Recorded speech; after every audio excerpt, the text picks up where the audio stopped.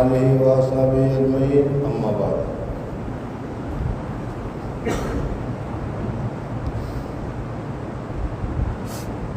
باب المحافظۃ علی ما اعتادہ من الخیر۔ قال اللہ تعالی اعوذ باللہ من الشیطان الرجیم ان اللہ لا یغیر ما بقوم حتی یغیروا ما بانفسہم۔ وقال تعالی ولا تکونوا کالتی نقضت غزلها من بعد قوۃ انکاثا۔ وقال تعالی ولا يكونوا كالذي اوتوا الكتاب من قبل فطال عليهم الامد وقست قلوبهم۔ وعن عبد الله بن عمرو بن العاص رضي الله تعالى عنهما قال قال لي رسول الله صلى الله عليه وسلم يا عبد الله لا تكن مثل فلان كان يقوم الليل فترك قيام الليل، متفق عليه۔ مصنف رحمۃ اللہ تعالیٰ علیہ نے اس باب میں بتایا کہ جب آدمی اور اللہ تبارک و تعالیٰ اس کو خیر اور بھلائی اور نیکی کی توفیق دیتے ہیں تو اللہ تبارک و تعالیٰ اس کو توفیق کو چھین نہیں لیتے۔ ہاں، جب وہ آدمی خود ہی سستی کرتا ہے اور سستی کر کے وہ کام کرنا چھوڑ دیتا ہے تو پھر اللہ تبارک و تعالیٰ اس سے وہ توفیق کو چھین لیتے ہیں۔ اس وجہ سے مثلاً موجودہ حالات کے اعتبار سے اللہ جل جلالہ و امن والوں نے ہمیں توفیق دی ہے، رات کو تہجد بھی پڑھتے ہیں، نوافل بھی پڑھتے ہیں، نماز کی پابندی بھی ہے، جماعت کے ساتھ بھی ہم نماز پڑھتے ہیں اور بہت سارے کار خیر کے اللہ تبارک و تعالیٰ نے ہمیں توفیق دی ہے۔ اگر یہ توفیق کو ہم باقی رکھنا چاہیں تو اللہ تبارک و تعالیٰ اس کو باقی رکھیں گے۔ دوسرے دنوں میں بھی اللہ تبارک و تعالیٰ ہم لوگ کو تہجد کی بھی توفیق دے گا، نوافل کی بھی توفیق دے گا، دعا کی بھی توفیق دے گا، نماز کی پابندی وغیرہ کی بھی توفیق دے گا، معاملات کی بھی پابندی کی توفیق دے گا۔ اللہ تبارک و تعالیٰ کمی نہیں کرے گا، لیکن ہم خود سستی کریں گے اور اس کو چھوڑیں گے تو پھر اللہ تبارک و تعالیٰ کیا ہے ہماری حالت کو بدل دیں گے اور پھر اس صورت میں جیسی ابھی عبادت کر رہے ہیں وہ عبادت کا موقع حاصل نہیں ہوگا۔ حضور اقدس صلی اللہ علیہ وسلم نے حضرت عبداللہ بن عمرو بن العاص رضی اللہ تعالیٰ کو یہی نصیحت فرمائی کہ عبداللہ بن عمرو بن العاص رضی اللہ تعالیٰ عنہ فلاں آدمی کی طرفت ہو جانا۔ وہ کیا تھا کہ وہ رات کو پہلے اٹھتا تھا، تہجد کے لیے اٹھتا تھا، تہجد پڑھتا تھا اور پھر اس کے بعد اس نے تہجد پڑھنے کو چھوڑ دیا۔ تو ایسا کام مت کرنا، کیوں؟ اس وجہ سے کہ جب اللہ تبارک و تعالیٰ نے تمہیں توفیق دی ہے تو پھر اس توفیق کی قدر کرنی چاہیے۔ اور جب توفیق کی قدر یہی ہے کہ جس کام میں لگے ہوئے ہو اس کو پوری پابندی کے ساتھ کرتے رہو۔ جب تک کرتے رہو گے اللہ تبارک و تعالیٰ کی طرف سے تمہاری نصرت ہوتی رہے گی، مدد ہوتی رہے گی۔ اور اس آیت میں اللہ تبارک و تعالیٰ نے یہی بتایا کہ لا یغیروا ما بقوم حتی یغیروا ما بانفسہم۔ بعض حضرات اس کا مطلب یہ لیتے ہیں کہ آدمی اپنی حالت کو نہیں، جب تک خود اپنی حالت کو نہیں بدلتا۔ یہاں بدلنے کا مطلب یہ ہے کہ اچھی حالت پر ہو تو اچھی حالت سے اللہ تبارک و تعالیٰ تمہاری حالت کو خراب نہیں کرتے، لیکن جب تمہیں خرابی کی طرف جانے لگو تو پھر اللہ تبارک و تعالیٰ یہ فرماتا ہے۔ باب استحباب طیب الکلام والطلاقۃ الوجہ عند اللقاء۔ یہاں پر اس باب میں دو ادب ہمارے سامنے ذکر کیے گئے ہیں۔ ایک تو یہ کہ کلام یا بات کرنے کا موقع ہے تو بات کرنے میں بھی مٹھاس سے، نرمی سے، آہستہ سے سامنے والے کو سمجھ میں آئے، اس طریقے سے مٹھاس کے ساتھ بات کرنی چاہیے۔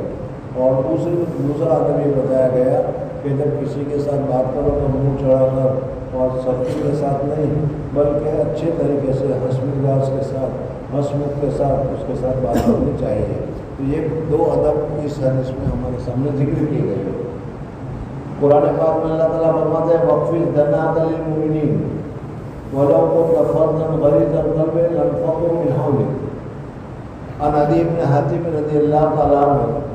قال قال رسول الله صلى الله عليه وسلم اتقوا النار ولو بشق تمرة ومن لم يجد وبكلمة طيبة متفق عليه۔ آپ نے قصے کہانیوں میں حاتم طائی کا نام سنا ہوگا۔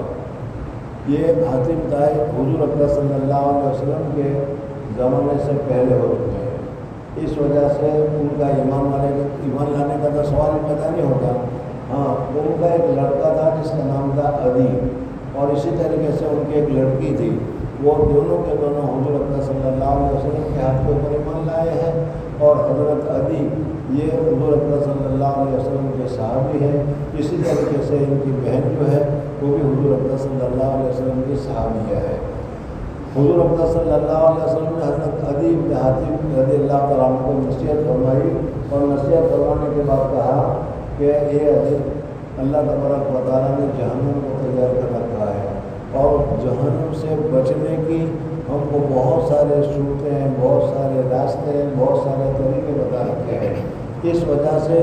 جہنم سے بچنے کے جو صورتیں ہیں، جو راستے ہیں، جو طریقے ہیں، اس طریقے کو اختیار کرتے رہنا۔ ان میں سے ایک طریقہ یہ ہے اللہ تبارک و تعالیٰ کے راستے میں صدقہ کرنا، اور اللہ تبارک و تعالیٰ کے راستے میں غربا کو مدد کرنا، یہ بھی جہنم سے بچنے کا ایک راستہ ہے۔ اب اس کے لیے کوئی یہ ضروری نہیں ہے کہ سینکڑوں میں دیا جائے، ہزاروں میں دیا جائے، بلکہ بیشک کے تمرتن کھجور کے ایک حصہ بھی یا کھجور کا ایک حصہ بھی اگر صدقے میں دے دیا گیا تو اللہ تبارک و تعالیٰ کے یہاں یہ بھی قبول ہوتا ہے، اور اللہ تبارک و تعالیٰ اس کے بدلے میں بھی جہنم سے ہمیں آزادی نصیب فرماتے ہیں۔ اس وجہ سے اللہ تبارک و تعالیٰ کے راستے میں جتنا ہو سکے، کم ہو تو کمی بیشی کا کوئی فرق نہیں، اصل میں اللہ تبارک و تعالیٰ کے یہاں اخلاص سے جو دیا جائے گا، چاہے وہ تھوڑا دیا جائے گا تو بھی اللہ تبارک و تعالیٰ کے یہاں اس کو قبول کریں گے۔ اس وجہ سے صدقہ اللہ تبارک و تعالیٰ کے راستے میں کرنا چاہیے۔ صحابہ کرام رضوان اللہ تعالیٰ علیہ مجمعین کا جو دور تھا اور جو حالت تھی، الحمدللہ اس حالت سے تو بہت اچھی حالت میں ہم لوگ ہیں، لیکن صحابہ سے زیادہ ہم لوگ اپنے آپ کو غریب سمجھتے ہیں۔ صحابہ ایسی حالت میں ہونے کے باوجود بھی اللہ تبارک و تعالیٰ کے راستے میں صدقہ کیا کرتے تھے، اور ہمارے پاس اللہ تبارک و تعالیٰ نے بہت کچھ دے رکھا ہے، اس کے باوجود بھی پیسے نکالنا، صدقہ کرنا ہمارے لیے بہت ہی بھاری پڑتا ہے۔ حضور اکرم صلی اللہ علیہ وسلم نے عدی بن حاتم کو کہا کہ عدی، اتقوا النار، جہنم سے بچنے کا اہتمام کرو، ولو بشق تمرتن، اگرچہ کھجور کی ایک شق، کھجور کے ایک حصے ہی کے ذریعے سے صدقہ کر کے جہنم سے بچ سکتے ہو تو ضرور بچو۔ فمن لم یجد، اور اگر تمہارے پاس غربت ہے، غریبی ہے، مال بھی نہیں ہے، کھجور بھی نہیں ہے کہ جس کو اللہ کے راستے میں تم صدقہ کرو۔ میں نے ابھی بتایا کہ صحابہ کرام رضوان اللہ تعالیٰ علیہ مجمعین کا جو دور تھا وہ غریبی کا دور تھا، ان کے پاس اتنا بھی نہیں ہوا کرتا تھا، کسی کے پاس کرتا ہے تو پاجامہ نہیں، پاجامہ ہے تو کرتا نہیں، اور کئی دنوں تک حضرت عائشہ صدیقہ رضی اللہ تعالیٰ عنہ فرماتی ہے کہ مہینے تک چولہا جلانے کی نوبت نہیں پیش آتی، اور ہمارے یہاں الحمدللہ ایک مرتبہ صبح سے کیا ہے گیس کا سلنڈر جلنا شروع ہو جاتا ہے تو رات بھر تک چلتا ہی رہتا ہے، ہم کھانے پینے کے کھانے چلتے ہیں، پھر اس کے باوجود بھی اللہ کے راستے میں دینے کے لیے ہمارے پاس پیسے نہیں ہیں اور ہمارے پاس غربت آ گئی۔ حضور اکرم صلی اللہ علیہ وسلم نے حضرت عدی بن حاتم کو فرمایا کہ اللہ جہنم سے بچنے کا وہ راستہ نکالو، جہنم سے بچنے کا طریقہ اختیار کرو، اگرچہ کھجور کی ایک شق، کھجور کی ایک پھاڑ ہی کیوں نہ ہو، وہ اللہ کے راستے میں دے دو تاکہ اس کے ذریعے سے اللہ تبارک و تعالیٰ جہنم سے بچائے تمہیں۔ اور اگر کبھی کوئی موقع ایسا ہے کہ تمہارے پاس ایک کھجور بھی نہیں ہے اور پھر تم جہنم سے بچنا چاہتے ہو تو اس کا بھی راستہ حضور اکرم صلی اللہ علیہ وسلم نے بتایا ہے کہ فَإِن لَّمْ يَجِدْ فَلِكَلِمَةٍ طَيِّبَةٍ، تو اچھی بات، میٹھی بات، بہترین بات، کسی کو بھی دوسری بہترین بات کر دو تو اس بہترین بات کا کرنا بھی صدقہ کرنے کے مانند ہوگا، اور اس کے ذریعے سے اللہ تبارک و تعالیٰ جہنم سے تمہاری حفاظت فرمائے گا۔ یہ کلمۃ طیبۃ، میٹھی بات، اچھی بات، بہترین بات، یہ بھی ہمارے پاس نہیں ہے، تو کسی کے ساتھ اچھی طریقے سے بات کرنے کے لیے تیار ہی نہیں ہے اور اپنے دور میں لگا ہوا ہے، یہ عادت بھی ہمیں چھوڑنی چاہیے، اور اچھی طریقے سے لوگوں کے ساتھ، میٹھی بات کے ساتھ، خوش خلقی کے ساتھ، اچھے چہرے کے ساتھ، ہنسمکھ طریقے پر ہمیں دوسروں کے ساتھ ملنا چاہیے۔ لیکن ہم جب کسی دوسرے کے ساتھ ملتے ہیں تو پھر اس صورت میں ہمارا مسموخ کی جگہ پر کیا حال ہوتا ہے وہ ہر ایک آدمی جانتا ہے۔ وعن ابی ہریرہ رضی اللہ تعالیٰ عنہ ان النبی صلی اللہ علیہ وسلم قال والکلمۃ الطیبۃ صدقۃ،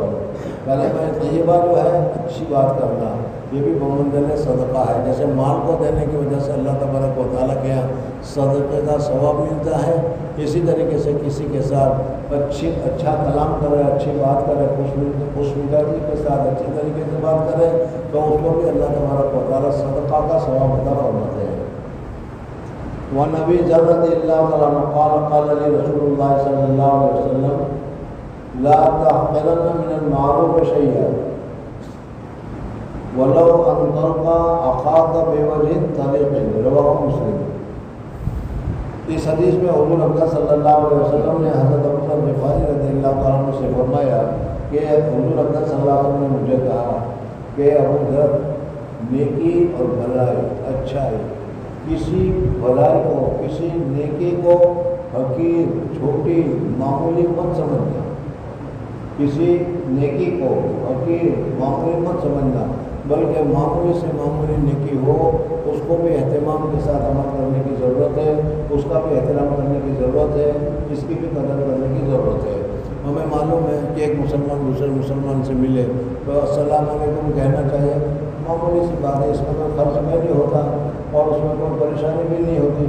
لیکن اس کے باوجود جب ہم ایک دوسرے سے ملتے ہیں تو کیا ہے کہ ہم چھوڑ بتائیں گے لیکن السلام علیکم نہیں کہیں گے، حالانکہ السلام علیکم کہنا چاہیے۔ تو حضور اکرم صلی اللہ علیہ وسلم نے فرمایا لا تحقرن من المعروف شیئا، معروف میں سے، بھلائی میں سے جو بھی چیز ہو اس میں کسی بھلائی کو، کسی چیز کو حقیر اور معمولی مت سمجھو۔ اور اسی طریقے سے تم کسی اپنے دوسرے مسلمان بھائی کے ساتھ ملو تو اچھے سے اچھے چہرے کے ساتھ ہنسمکھ طریقے پر اچھے طریقے سے اس کو ملاقات کرنی چاہیے۔ تیسری بات جو یہاں پر بتائی جا رہی ہے وہ ہے استحباب بیان الکلام و ایضاحہ للمخاطب و تقریر یفہم اذا لم یفہم الا بذلک۔ اگر تم کسی کے سامنے کوئی بات کر رہے ہو تو اس وقت اپنے طرز پر، اپنے طریقے پر بات نہ کرو، اگر ایسے طریقے سے بات کرو گے تو سامنے والوں کو سمجھ بھی نہیں آئے گا، اس وجہ سے سامنے والا جس طریقے سے سمجھتا ہو اس طریقے سے آہستہ ایک ایک لفظ کھول کر بیان کرو تو سامنے والا اس کو اچھی طریقے سے سمجھتا ہے۔ اگر تم کسی کے ساتھ جلدی سمجھ ہوگا تو اس کو سمجھ میں بھی نہ آئے کہ وہ کیا کہہ کر گیا، تو اس طریقے سے بات کرنے کی حدیث پاک میں ممانعت کی گئی ہے۔ جس سے تم بات کر رہے ہو اس کی ذہنیت کو دیکھو، وہ کس طریقے سے بات کر رہا ہے، کس طریقے سے بات کو سمجھتا ہے۔ بعض آدمی ایسے ہوتے ہیں کہ آہستہ ایک ایک لفظ الگ کر کے اگر اس کے سامنے بات کی جاتی ہے تو وہ اس کو دماغ میں اترتا بھی ہے، اس کو سمجھتا بھی ہے۔ حضور اکرم صلی اللہ علیہ وسلم کا جو معمول ابھی آگے حدیث میں بیان کیا جا رہا ہے وہ یہی ہے کہ حضور اکرم صلی اللہ علیہ وسلم کہیں تشریف لاتے تھے،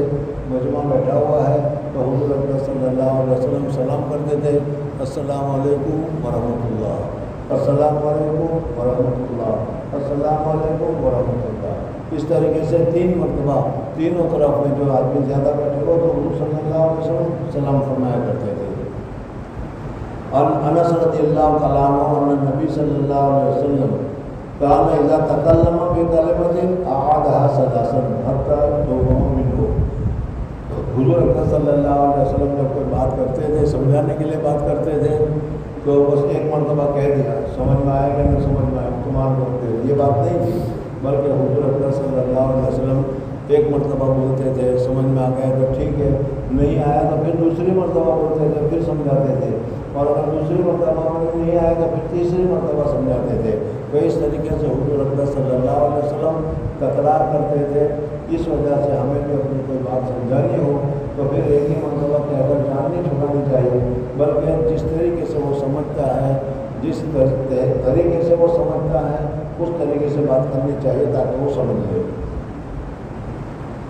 اور جب حضور اکرم صلی اللہ علیہ وسلم کہیں تشریف لے جاتے تھے، وَإِذَا أَتَىٰ عَلَىٰ قَوْمٍ فَسَلَّمَ عَلَيْهِمْ، تو ان کو سلام کرتے सल्लम अलैहि सलासन, तीनों तरीके से, तीन जगह पर इस तरीके से सलाम फरमाया करते थे। हज़रत आयशा सिद्दीक़ा रज़ियल्लाहु अन्हा फरमाती है, कानत कलाम रसूलिल्लाह सल्लल्लाहु अलैहि वसल्लम कलाम फसलन यफ़क़हू कुल्लु मन यस्मऊहू। हुज़ूर अक़रम सल्लल्लाहु अलैहि वसल्लम जब बात फरमाते थे तो हुज़ूर अक़रम सल्लल्लाहु अलैहि वसल्लम आहिस्ता से और अलग अलग अल्फाज को बयान करते हुए हुज़ूर अक़रम सल्लल्लाहु अलैहि वसल्लम आप करते थे ताकि सुनने वाला अच्छी तरीके से समझ जाए। बात मतलब आदमी बोलता है और बोलने में अल्फाज का रियायत नहीं करता, बल्कि अपनी आदत के मुताबिक जल्दी जल्दी बोलकर चला जाता है, तो सामने वाले को बात मतलब पता नहीं चलता कि इसने क्या कहा। लेकिन उसकी जगह पर आहिस्ता से उसको हर कलमे को अच्छा साफ तरीके पर खोल कर बयान कर दिया जाए तो वो समझता है। तो हुज़ूर अक़रम सल्लल्लाहु अलैहि वसल्लम का मामूल ये था। इस वजह से हमें किसी दूसरे से मिले तो मुँह चढ़ाकर नहीं मिलना चाहिए, किसी से मिले तो सलाम करना चाहिए। और तीसरी बात है कि अल्लाह तबारक व तआला ने हम लोगों को जो अभी तौफ़ीक दी है, ख़ास करके रमज़ान में, एतिकाफ़ में, और अभी नशरा से शुरू होगा तो उसमें भी, तो अब इसको बाकी रखने का काम हमारा है। यानी इसके बाद भी हमें अपने घरों में, अपनी जगह में इबादत में लगे रहें, मामूलात की पाबंदी में लगे रहें। जब तक हम मामूलात अदा करते रहेंगे अल्लाह तबारक व तआला हमें तौफ़ीक देता रहेगा और हमसे मामूलात करवाता रहेगा। लेकिन जब हम खुद ही छुट्टी कर देंगे, खुद ही सुस्ती करेंगे और खुद ही उसको छोड़ देंगे तो फिर अल्लाह तबारक व तआला भी सवाब देना छोड़ देगा और आहिस्ता आहिस्ता फिर हम उसी जगह पर पहुंच जाएंगे जिस जगह पर हम थे। इस वजह से हमें अपने अहवाल को, अपने हालात को खुद निगहदाश्त करना चाहिए। तरक्की से तनज़्ज़ुली की तरफ नहीं जाना चाहिए, तनज़्ज़ुली से तरक्की की तरफ जाना चाहिए। अगर तरक्की, अभी तो तरक्की हासिल की है और फिर अगर इसके बाद सब कुछ छोड़ छाड़ दे तो फिर उस सूरत में ये हमारे लिए मुनासिब नहीं है। अल्लाह जल्ल जलालहू व मन वालहू मुझे भी तौफ़ीक़ अता फरमाए और आप हज़रत को भी तौफ़ीक़ अता फरमाए। सुभानअल्लाह व बिहम्दिही, सुभानअल्लाह व बिहम्दिही, नशहदु अन ला इलाहा इल्ला अंता, नस्तगफिरुका व नतूबु इलैक।